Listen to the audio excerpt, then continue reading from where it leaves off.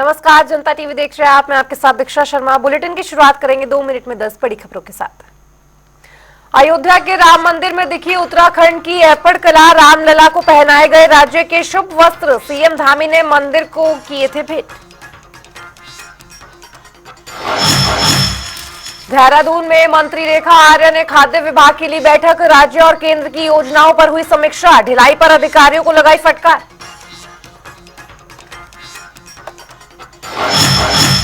कांग्रेस प्रदेश उपाध्यक्ष सूर्यकांत धस्माना ने smart city को लेकर उठाए सवाल। सरकार पर सदा निशाना। बोले करोड़ों रुपए खर्च होने के बावजूद सड़कों पर दिख रहे हैं गड्ढे।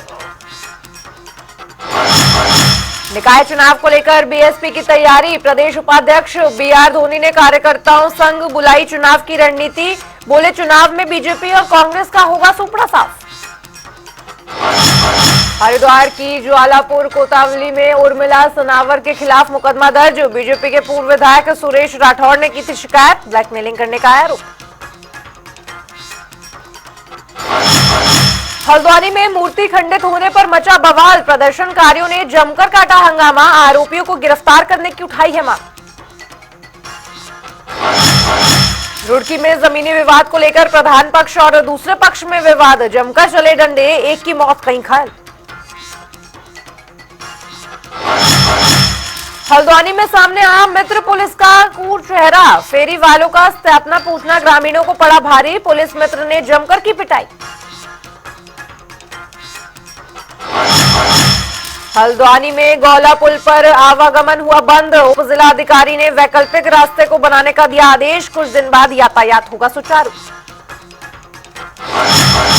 मसूरी में पुलिस और प्रशासन की यातायात नियमों का उल्लंघन करने वालों पर कार्रवाई। कई वाहनों के काटे गए चालान।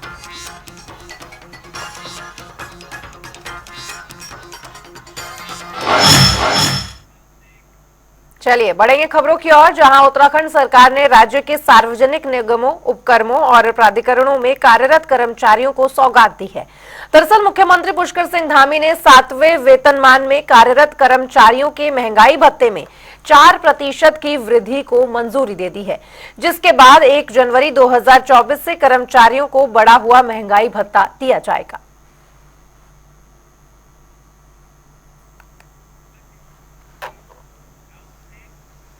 वहीं इसको लेकर बीजेपी प्रदेश मीडिया प्रभारी मनवीर सिंह चौहान का बयान सामने आया है। उन्होंने कहा कि धामी सरकार प्रदेश के हित में लगातार ऐतिहासिक फैसले ले रही है। जिस तरह से कर्मचारियों के महंगाई भत्ते में 4% की बढ़ोतरी की गई है, इससे कर्मचारियों में काफी उत्साह है। पार्टी की सरकार और हमारे मुख्यमंत्री माननीय पुष्कर सिंह धामी जी प्रदेश के हर वर्ग के विकास के लिए, हर वर्ग के उत्थान के लिए कार्य कर रहे हैं। इसमें चाहे कोई कर्मचारी वर्ग हो या अन्य वर्ग हो। और भारतीय जनता पार्टी की सरकार के द्वारा पूर्व में ही सभी कर्मचारियों को 4% जो महंगाई भत्ता दिया है उसको बढ़ाने की पहले ही घोषणा कर चुके हैं, वो दिया जा चुका है। और इस महंगाई भत्ते से जो कर्मचारी वर्ग वंचित रह गए थे, चाहे निकायों के हों, बोर्ड के हों और नगर निगम के हों, परिषदों के कर्मचारी हों, उनको जो इससे वंचित थे उनको भी सरकार ने 4% महंगाई भत्ता देने की का अनुमोदन दे दिया है। तो निश्चित रूप से भारतीय जनता पार्टी की सरकार हमेशा कर्मचारी हितों के साथ है। कर्मचारियों के कल्याण के लिए भारतीय जनता पार्टी सबसे आगे रही है और इसीलिए ये अनुमोदन दिया गया है। और इसके लिए, इस निर्णय के लिए मैं आदरणीय मुख्यमंत्री जी का, प्रदेश सरकार का आभार व्यक्त करता हूँ। तो उधर अयोध्या के राम मंदिर में रामलला को देवभूमि का शुभ वस्त्रम पहनाया गया। बता दें कि इस शुभ वस्त्रम को उत्तराखंड की खास लोककला ऐपड़ से तैयार किया जाता है। वहीं इस पर बीजेपी प्रवक्ता कमलेश रमन का बयान भी सामने आया है। उन्होंने कहा कि उत्तराखंड की संस्कृति से बने वस्त्रों से रामलला का श्रृंगार किया गया है। ये उत्तराखंड के लिए गर्व की बात है।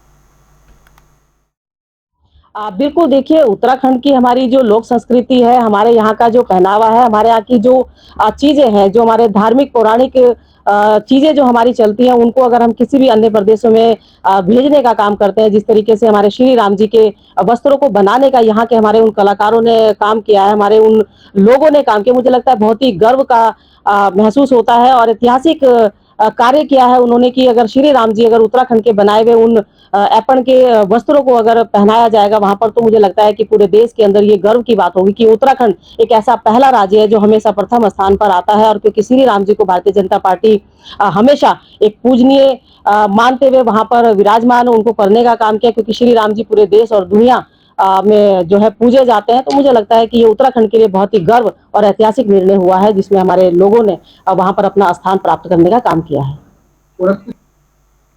तिरुपति बालाजी मंदिर के प्रसाद में मिलावट की खबरों के बाद उत्तराखंड प्रशासन पूरी तरह से अलर्ट हो गया है। दरअसल प्रशासन की ओर से देवभूमि के सभी मंदिर, खासकर बद्रीनाथ, केदारनाथ के मंदिरों में प्रसाद और भोग की टेस्टिंग के लिए आदेश जारी किए जा चुके हैं।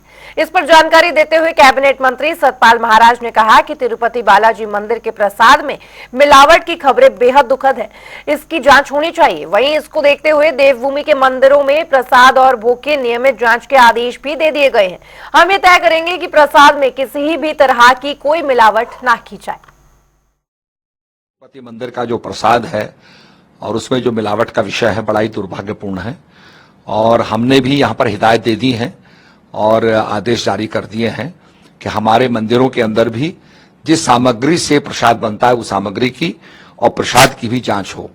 और हमने ये निर्देश दे दिए हैं कि सारे स्वच्छता का ध्यान रखा जाए, गुणवत्ता का ध्यान रखा जाए, और जो सामग्री है जिससे प्रसाद बनता है उसका भी ध्यान रखा जाए कि उसके अंदर कोई मिलावट ना हो। गुणवत्ता वाली जो कंपनियां हैं उनका ही सामान लिया जाए। तो इस प्रकार से हमने निर्देश निर्गत कर दिए हैं, और हम जो जांच हो रही है तिरुपति के मिलावट की जो बात है, प्रसाद के मिलावट की जो बात है, उसकी प्रतीक्षा कर रहे हैं, उसका भी हम अध्ययन करेंगे। पर इस समय फिलहाल हमने उत्तराखंड के मंदिरों की सैंपलिंग भी करवा रहे हैं और सामग्री की जांच भी करवा रहे हैं, ताकि कोई भी प्रदूषित मिलावट वाला सामग्री मंदिर के अंदर प्रवेश न कर सके। टेक होम राशन के एनसीसीएफ को दिए जाने का स्वयं सहायता समूह की महिलाओं ने विरोध किया है। इतना ही नहीं, इसको लेकर महिला कांग्रेस पार्टी के प्रदेश अध्यक्ष ज्योति रौतेला ने धरना प्रदर्शन करने की भी बात कही। उन्होंने कहा कि जब स्वयं सहायता समूह की महिलाएं पहले से राशन का वितरण कर रही थी, तो आखिर सरकार ने उनसे राशन के वितरण के काम को क्यों छीन लिया, और जब महिलाओं से काम छीन लिया जा रहा है तो महिला सशक्तिकरण की बात क्यों हो रही है। तो सारी बहनें जो स्वयं सहायता समूह से जुड़ी हुई हैं, और हम सब लोग मिलके सचिवालय का घेराव करेंगे, सचिवालय पे बैठेंगे, और इसके बाद अगर सरकार इस डिसीजन को वापस नहीं लेगी तो ये पूरे प्रदेश में एक आंदोलन का रूप लेगा। हम हर जिले में जाएंगे, हर ब्लॉक में जाएंगे, और स्वयं सहायता समूह को साथ लेके उसके बाद हम आंदोलन करेंगे। तो वहीं आपकी सरकार आपके द्वार कार्यक्रम के तहत मंगलौर क्षेत्र के थितकी गांव में जनता दरबार का आयोजन किया गया, जिसमें हरिद्वार जनपद के नवनियुक्त जिलाधिकारी कमेंद्र सिंह ने जनता की समस्याएं सुनी और मौके पर ही कई समस्याओं का निपटारा भी किया। साथ ही जनता दरबार में गैर हाजिर अधिकारियों के खिलाफ सख्त कार्रवाई किए जाने के आदेश भी जारी कर दिए हैं।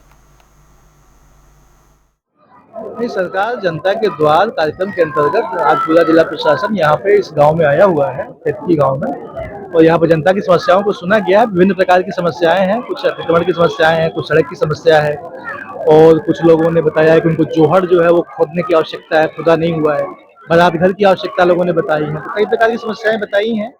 जल निगम ने पाइपलाइनें बिछाई हैं, उन्होंने भरा नहीं है उसको, जो है उस समस्याओं को सुना गया, संबंधित अधिकारियों को निर्देश दिए गए हैं और समय से इनका समाधान किया जाएगा। हमारा कार्यक्रम बहुत अच्छा हुआ है, सब लोगों ने बहुत सहयोग किया है।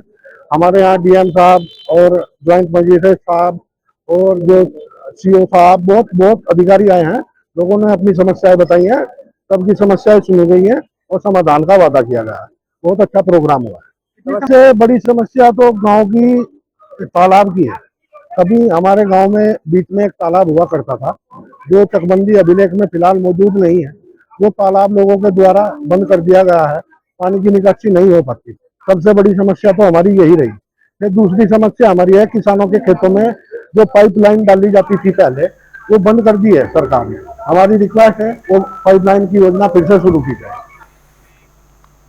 तो उधर हरिद्वार में वेतन संबंधी और नियमितीकरण की मांग को लेकर धरना दे रहे गुरुकुल कांगड़ी यूनिवर्सिटी के नाराज 3 कर्मचारी टंकी पर चढ़ गए, जिन्हें नीचे उतारने के लिए पुलिस और प्रशासन की खासी मशक्कत करनी पड़ी। वहीं प्रदर्शन कर रहे लोगों ने आरोप लगाया कि वे यूनिवर्सिटी प्रशासन से बातचीत करने गए थे। इस दौरान यूनिवर्सिटी के एक अधिकारी ने उनके साथ अभद्रता की, जिससे नाराज होकर यूनिवर्सिटी के 2 कर्मचारी और सेवा दल का एक कार्यकर्ता टंकी पर चढ़ गया है।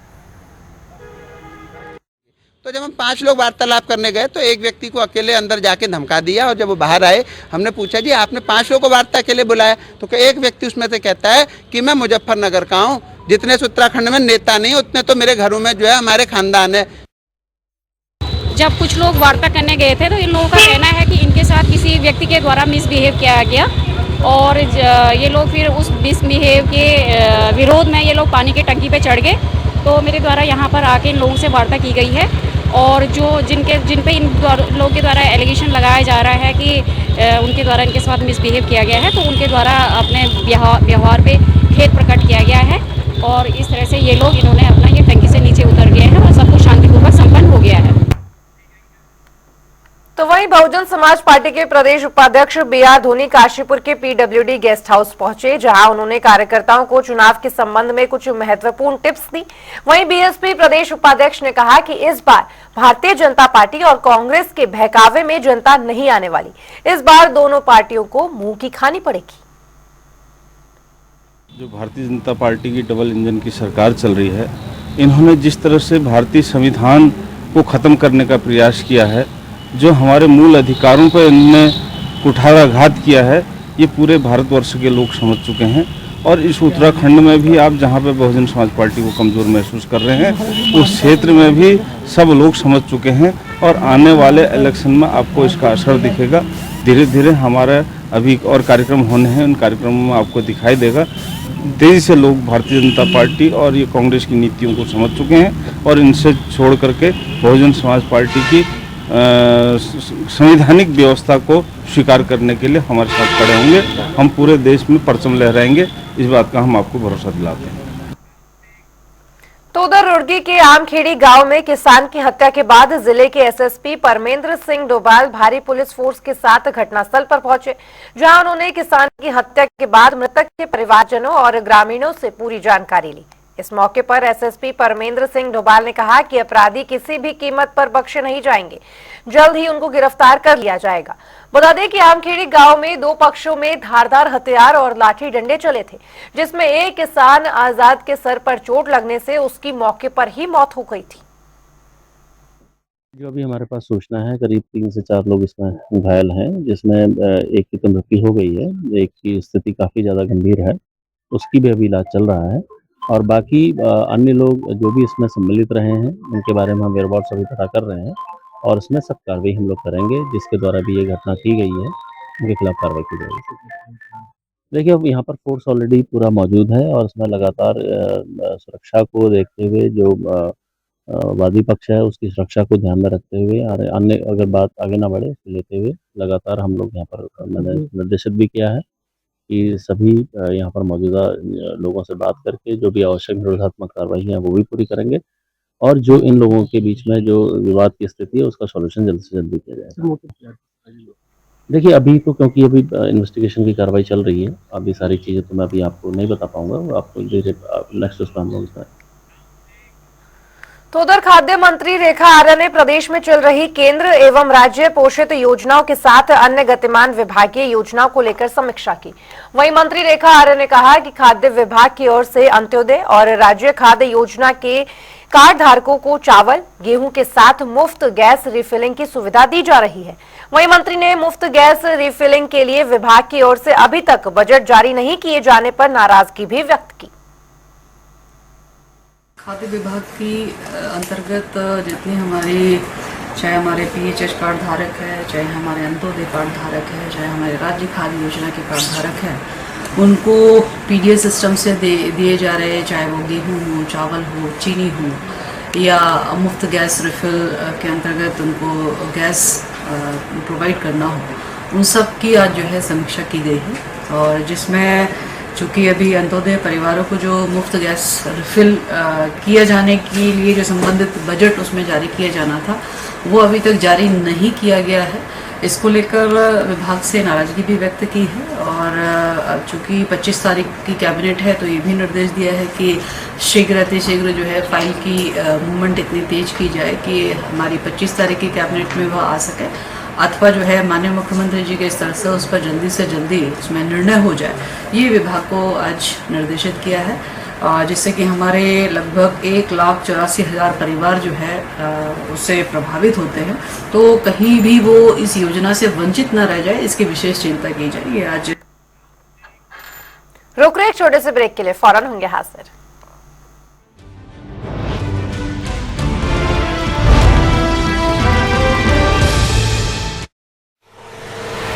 देख रहा है विनोद, मार्केट आन जान के खर्चे की कोई टेंशन ना है, क्योंकि हमने बीजेपी को वोट दिया था। हमारा बस का किराया 0 हो गया। वाह, मजा आ गया। और ये मजा मैं अगले 5 सालों तक पूरे हरियाणा को देना चाहता हूँ, और इसीलिए मैं बीजेपी को ला रहा हूँ। कमल का बटन दबाओ, बीजेपी को जिताओ।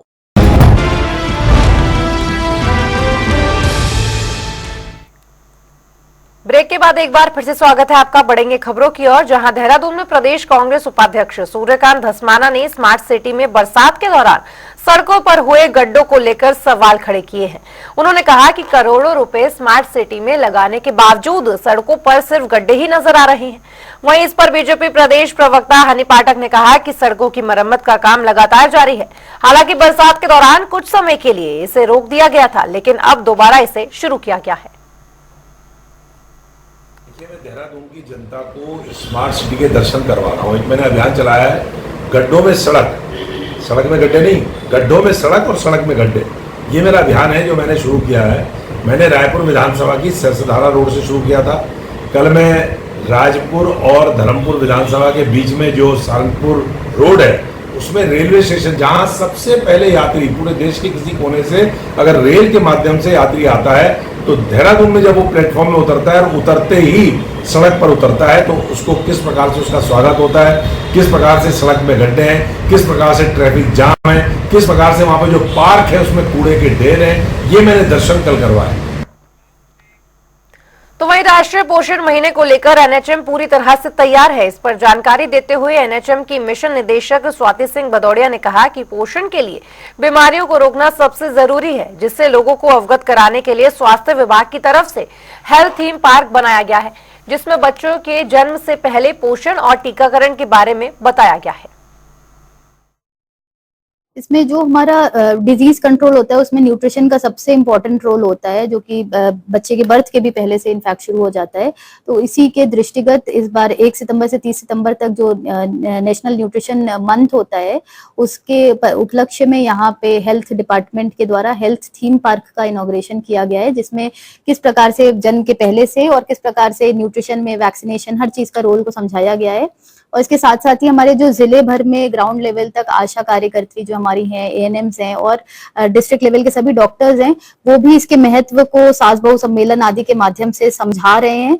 और इसमें जो हमारा आईसीडीएस डिपार्टमेंट, उसका भी बहुत इंपॉर्टेंट रोल रहता है, तो उनको भी हम लोगों ने ऑन बोर्ड साथ में किया हुआ है।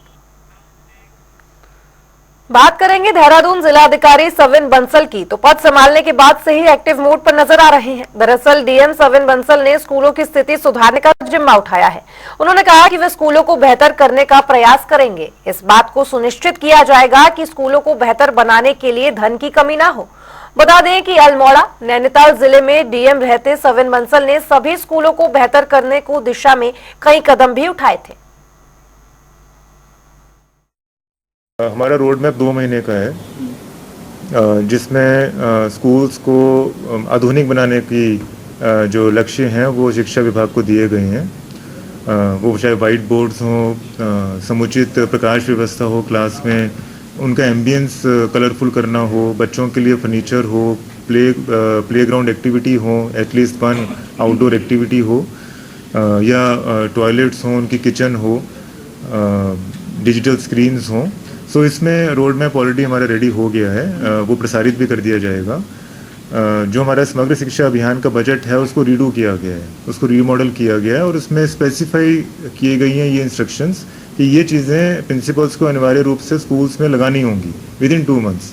और विद इन 2 मंथ्स हमारे ब्लॉक एजुकेशन ऑफिसर्स सर्टिफाई करेंगे. They will provide the certificates to us that has been done in every school. उसके बेसिस पे वी विल रिज्यूम कि ये हो चुका है, और ताकि हम जो रैंडम इंस्पेक्शंस करें स्कूल्स में, हमारे मुख्य शिक्षा अधिकारी, हमारे SDMs और हम, वो चीज़ें हमें विजिबली वहाँ पर एस्टैब्लिश दिखें. तो वहीं उत्तराखंड परिवहन विभाग कुमाऊं क्षेत्र के चार्जिंग स्टेशन लगाने की तैयारी में है। दरअसल जाने वाले समय में बाहरी राज्यों से इलेक्ट्रॉनिक वाहनों का आवागमन देखने को मिल सकता है, जिसके कारण ये तैयारी की जा रही है। वहीं इस पर जानकारी देते हुए संयुक्त परिवहन आयुक्त सुनीत कुमार सिंह ने कहा कि पहले फेज में चारधाम यात्रा के मार्गों पर चार्जिंग स्टेशन लगाने की कार्यवाही की जाएगी। पहले फेज में हमने चारधाम यात्रा के मार्गों को कवर किया था, उसमें गंगोत्री को छोड़कर बाकी जगह लगा दिया गया है। गंगोत्री पे भारत सरकार की ओर से लगाए जाने हैं। बाकी सेकेंड फेज में हम लोग कुमाऊं का जो तराई भावर का एरिया है, हमारे यहाँ हरिद्वार का जो क्षेत्र है, देहरादून, और देहरादून में तो पहले से लगे हुए हैं, प्लस जो कुमाऊं के महत्वपूर्ण पर्यटक स्थल हैं, उदाहरण के लिए नैनीताल है, रानीखेत है, कौसानी है, यहाँ तक जो गाड़ियाँ जाती हैं, यात्री जाना चाहते हैं, उस मार्ग पर 35-30 किलोमीटर के अंतराल पे लगाने की योजना है। इसके लिए 41 स्थलों का चयन किया गया है। उद्देश्य ये है कि अगर कोई भी ई वाहन से यात्रा करता है तो उसको बिल्कुल निश्चिंतता होनी चाहिए कि कहीं भी आवश्यकता पड़ने पर उसको एक चार्जिंग स्टेशन मिल जाएगा, जहां वो फास्ट चार्जिंग स्टेशन, जहां वो थोड़ी सी देर रुक के चार्ज करके आगे यात्रा कर सकता है, उसको हेल्ड अप नहीं होना पड़ेगा। ये कॉन्फिडेंस पैदा करना है लोगों को। चलिए, बुलेटिन में फिलहाल इतना ही, लेकिन खबरों का सिलसिला जनता टीवी पर लगातार जारी है। नमस्कार।